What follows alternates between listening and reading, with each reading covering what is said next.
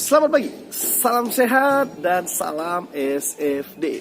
Baik, anak-anakku seluruhnya kelas 11 IPA dan IPS bertemu kembali dengan Pak Weri dalam mata pelajaran Bahasa Indonesia. Baik, pada minggu lalu atau pertemuan sebelumnya kita sudah belajar mengenai apa itu teks eksplanasi. Kita sudah tahu apa itu eksplanasi, kita juga sudah tahu struktur dari teks eksplanasi adalah sesuatu materi yang sangat menyenangkan. Baik, anak-anakku, pada pertemuan hari ini kita akan belajar mengenai kebahasaan dari teks eksplanasi. Arti kebahasaan teks eksplanasi adalah penggunaan bahasa dalam teks eksplanasi. Apakah menggunakan bahasa baku, apakah memakai konjungsi, apakah memakai tanda baca yang seperti bagaimana. Nah, nanti Bapak akan jelaskan di kelas pada PowerPoint-nya. Baik anak-anakku, tujuan pembelajaran kita hari ini adalah kelas 11 IPA dan IPS harus tahu kebahasaan dari teks eksplanasi. Jadi tidak akan sulit, Bapak akan kasih nanti sesuatu hal yang gampang kepada kalian. Baik anak-anakku, sebelum kita mulai pembelajaran hari ini, dalam mempelajari kebahasaan teks eksplanasi diharapkan adalah nilai kejujuran. Artinya apa?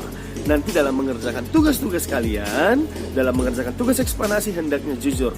Tidak meminta dari teman lain, tidak mencontek, tidak menciplak, tidak menjadi plagiator, tidak mengambil dari Google, tapi adalah hasil karya sendiri. Ingat aku, hasil karya itu jauh lebih baik daripada hasil orang lain. Tetap semangat, mari kita belajar pada hari ini. Baik, selamat pagi kembali buat anak kami seluruhnya kelas 11. Seperti yang Bapak ucapkan di opening tadi, bahwa hari ini kita akan belajar mengenai kaidah kebahasaan dari teks eksplanasi. Karena sebelumnya kita sudah belajar pengertian, kita sudah belajar struktur, kita sudah belajar ciri-ciri, maka hari ini kita akan belajar tentang kebahasaan teks eksplanasi. Baik, anak-anakku, sebelum Bapak mulai pembelajaran hari ini, silahkan buka dulu bukunya. Buku yang telah kamu ambil dari sekolah itu pada halaman 64. Nah, buku yang sudah kamu ambil dari sekolah, silahkan buka di halaman 64. Di situ jelas dikatakan ada beberapa hal kaidah kebahasaan dalam teks eksplanasi. Baik, Bapak tunggu sebentar, silahkan dibuka seluruh bukunya pada halaman 64. Oke, semua sudah dapat? Baik, Bapak harap semua sudah membuka. Biar nanti ada fungsinya juga Anda sudah mengambil buku yang sudah Anda ambil dari sekolah. Baik, di halaman 64 aku di situ jelas dikatakan di dalam kegiatan 2 ada katanya adalah menelaah kaidah kebahasaan. Arti menelaah artinya adalah menyelidiki, menelusuri. Berarti kita mau tahu, kita mau kepo apa saja ya Pak Wer kaidah kebahasaan dalam teks eksplanasi. Gampang. Di buku kita katanya di situ hanya ada 2. Katanya yang A apa naku? Konjungsi kausalitas katanya kan. Yang B adalah konjungsi kronologis. Nah, sebetulnya naku kaidah kebahasaan teks eksplanasi itu terdiri atas 5. Bapak mulai yang pertama. Coba tengok sekarang di layar kita, nanti kita kaitkan ke buku kita. Kaidah kebahasan yang pertama katanya ada apa?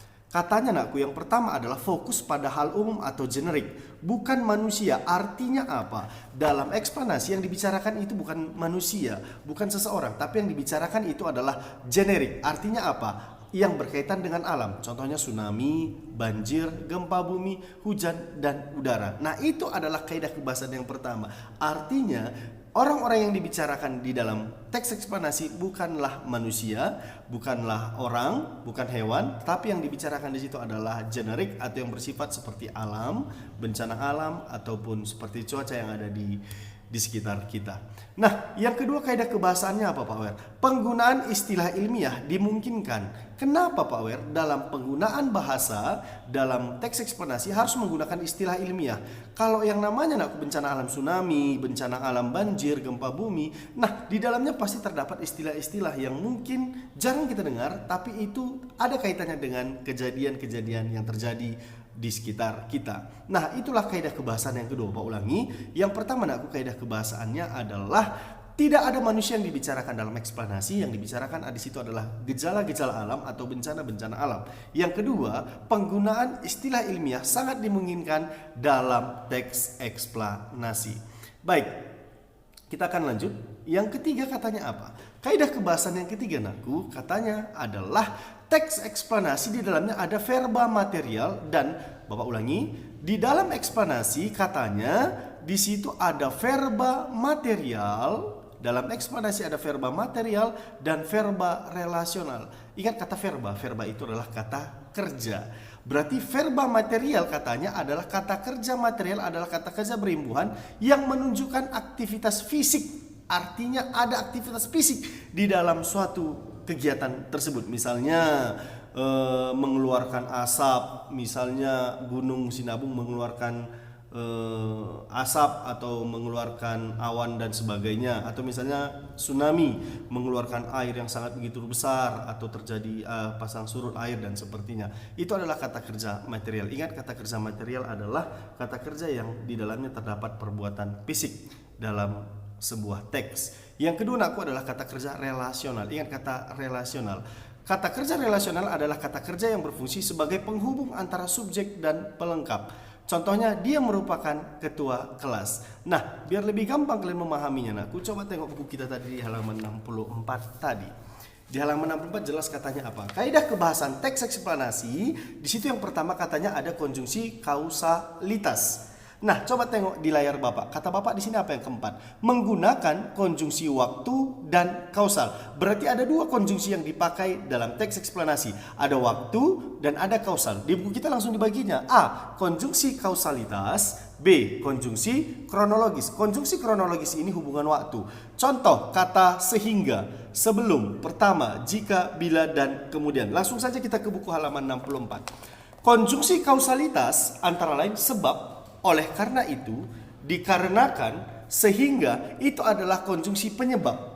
Kausalitas, ingat ya, berarti konjungsi kausalitas tidak menunjukkan waktu, tapi dia menunjukkan sebab akibat terjadinya suatu peristiwa. Sehingga, lalu, kemudian itu adalah konjungsi kausalitas. Sedangkan konjungsi waktu, yaitu konjungsi kronologis, ada katanya adalah kemudian, setelah itu, pada akhirnya itulah konjungsi kronologis atau konjungsi yang menyatakan waktu. Ingat saja, konjungsi kausalitas menyatakan sebab akibat, sedangkan konjungsi kronologis menyatakan waktu. Itu saja bedanya untuk yang kausalitas dan kronologis. Baik, yang terakhir, kaidah kebahasaan yang kelima aku adalah eksplanasi ditulis untuk membuat justifikasi. Justifikasi itu alasan. Artinya di dalam sebuah teks eksplanasi pasti ada alasan-alasan kenapa peristiwa itu terjadi. Contohnya, kenapa Pak Wer terjadinya Gunung Sinabung? Pasti ada alasan-alasan atau data-data yang menunjukkan kenapa peristiwa itu bisa terjadi. Kenapa bisa terjadi tsunami di Aceh, Pak Wer? Pasti ada alasan-alasan kenapa peristiwa itu terjadi. Baik, jadi kalau ada yang bertanya, Pak Wer, ada berapa kaidah kebahasaan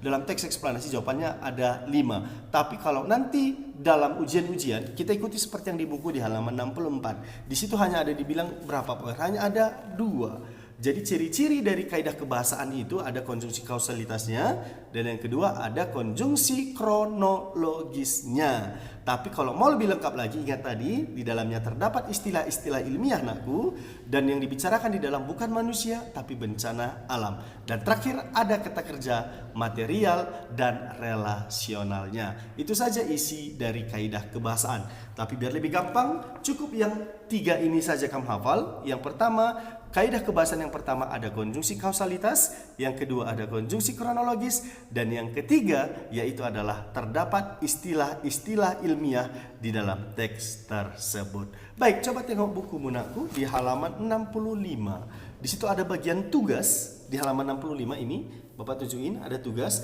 kaidah kebahasaan. A. Konjungsi kausalitas. B. Konjungsi kronologis. C. Keterangan waktu termasuk ke dalam konjungsi kronologis. Nanti C ini kamu ganti saja dengan istilah ilmiah. Jadi tugasmu ada 3 hari ini. Temukan mana konjungsi kausalitasnya. Yang kedua, temukan mana konjungsi kronologisnya. Dan yang ketiga, mana istilah-istilah ilmiah di dalam teks tersebut. Pak Wer, yang mana teks yang mau kami kerjakan, Pak Wer? Teks yang kamu kerjakan nanti, tengok buku Munaku di halaman 59. Ada katanya gempa Aceh.